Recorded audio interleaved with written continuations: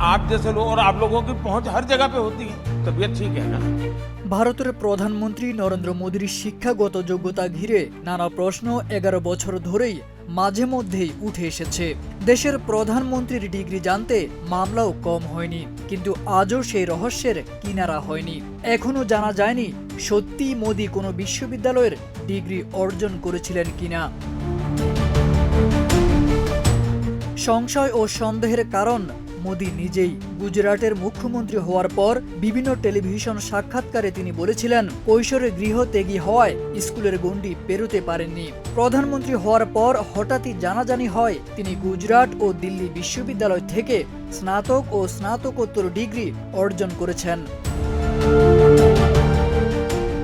নির্বাচনী হলফনামায় মোদী বলেছিলেন 1978 সালে বহিরাগত ছাত্র হিসেবে তিনি দিল্লি বিশ্ববিদ্যালয় থেকে এন্টায়ার পলিটিক্যাল সায়েন্স এ তৃতীয় ডিভিশনে বিএ পাশ করেন। অথচ দিল্লি বিশ্ববিদ্যালয়ে এ নামে কোনো বিষয়ই কোনো কালেই ছিল না। সে সময় ডিগ্রিধারীদের হাতে লেখা প্রশংসাপত্র দেওয়া হতো। অথচ মোদীর যে প্রশংসাপত্র সরকারের পক্ষে প্রচার করা হয় তা ছিল ছাপানো। প্রশংসাপত্র ছাপার ক্ষেত্রে যে হরফ ব্যবহার করা হয়েছে তা দেখা যায় 1992 সালে তৈরি।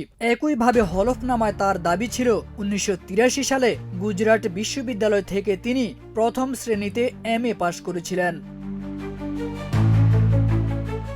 এদিকে দিল্লি হাইকোর্টে এই সংক্রান্ত একটি মামলার রায়ে জানিয়েছেন প্রধানমন্ত্রী স্নাতকের ডিগ্রি প্রকাশে দিল্লি বিশ্ববিদ্যালয় বাধ্য নয়।